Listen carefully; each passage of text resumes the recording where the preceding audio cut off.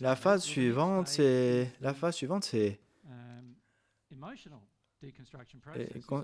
construction émotionnelle, déconstruction émotionnelle. Et le procédé de déconstruction émotionnelle.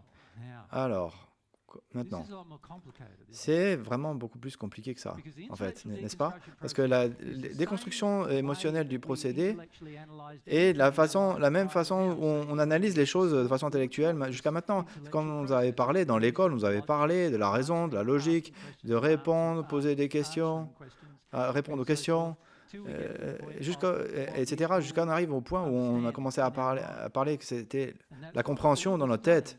La plupart d'entre nous, c'est ce que vous avez fait. Vous avez fait ça à l'école. Combien d'entre vous êtes allés à l'université? Peut-être à peu près un tiers jusqu'à la moitié des gens. Vous l'avez fait aussi. Vous l'aviez à le faire pour apprendre. C'est cette façon-là où vous avez pu apprendre. Mais le problème de ce type d'apprentissage, ce n'est pas le genre d'apprentissage dont vous avez besoin pour votre âme.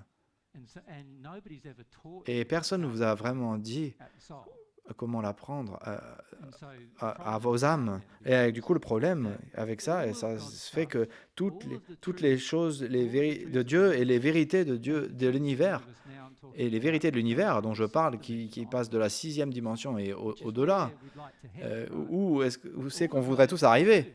Toutes ces vérités sont dépendantes dans le fait qu'on doit le comprendre dans l'âme, au niveau de l'âme. Donc on doit avoir à apprendre comment apprendre avec nos âmes. Est-ce que ça fait sens? Et ça, c'est une des choses à laquelle vous avez résisté. Apprendre avec votre âme. Au lieu de l'apprendre avec votre tête. Apprendre avec votre âme requiert que vous ayez des émotions, de procéder les émotions. Et c'est pour ça qu'on le trouve si difficile, parce que nous avons global, problème global avec les émotions. Et c'est pourquoi c'est difficile pour nous de l'attraper, de trouver le concept. Et si j'avais un enfant qui avait 5 ans, ici, je serais capable de lui apprendre à peu près en 1 semaine à propos des émotions au maximum. Au maximum. Et pourquoi est-ce que c'est ça? Parce qu'ils sont déjà plus près, ou le point de ressentir des émotions. Ils n'ont pas eu déjà toutes ces couches de façade, ces couches de terreur et de souffrance. Et particulièrement, ils ont ça aussi.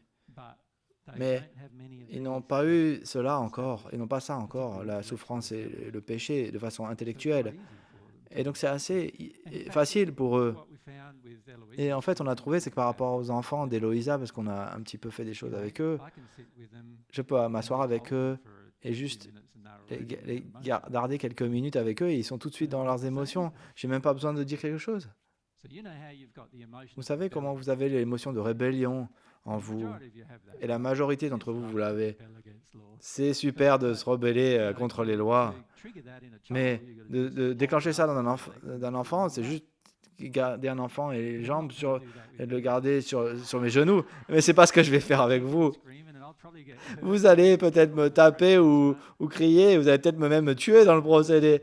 Mais un enfant qui a 5 ans, on peut le faire. Et ça déclenche leur sentiment de rébellion et du coup ça l'emmène vers la tristesse. Je m'appelle le petit tackle.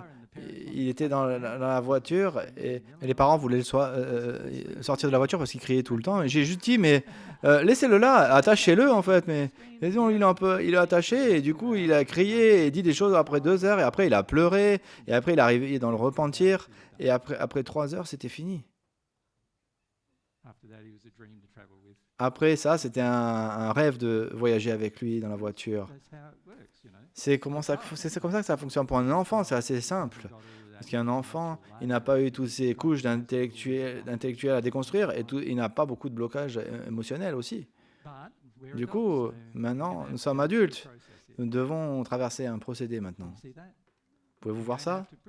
Nous devons traverser le procédé de réapprendre comment avoir une conscience de l'âme, un procédé de conscience de l'âme. Et c'est des constructions émotionnelles, un procédé de construction émotionnelle, c'est basé sur l'âme. J'ai mis ça dans le résumé que je vous ai donné. Il y a 7 marches dans le procédé qui commence par le déni émotionnel.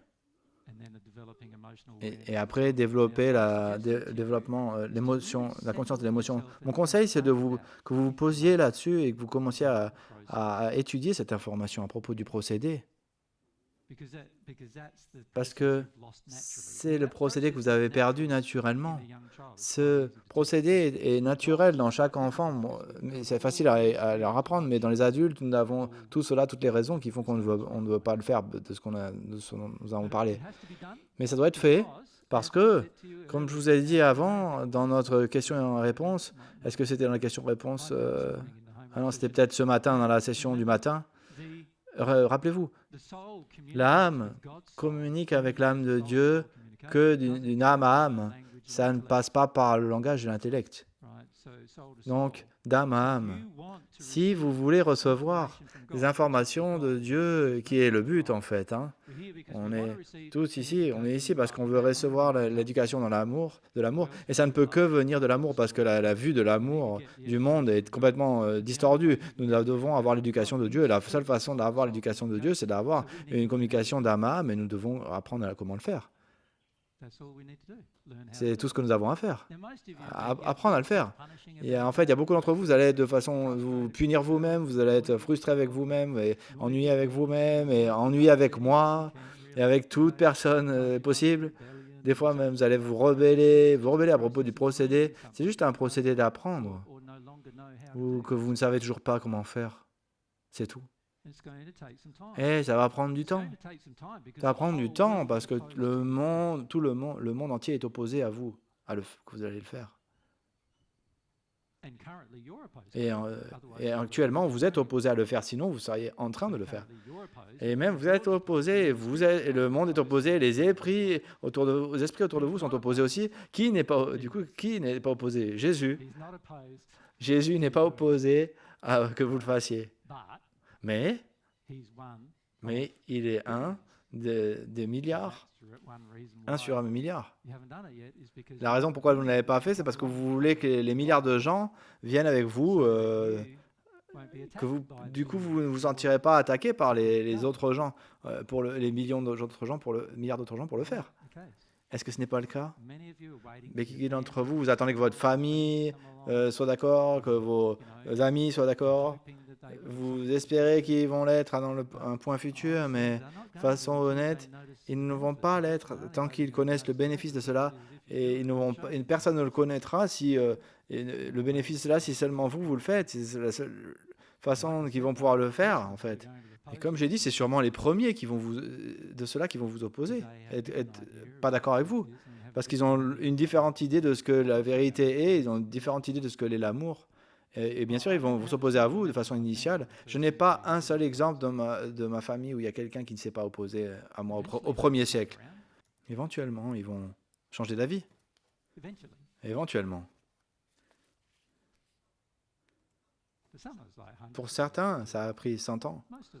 La plupart d'entre eux. Beaucoup d'entre eux l'ont fait après que je sois mort.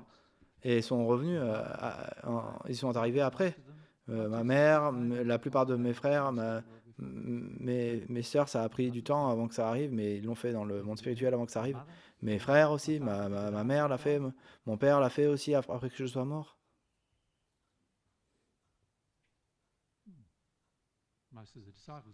La plupart des disciples l'ont fait après que je sois mort. Mais ils l'ont tous fait. Et malgré même qu'ils aient l'opposition.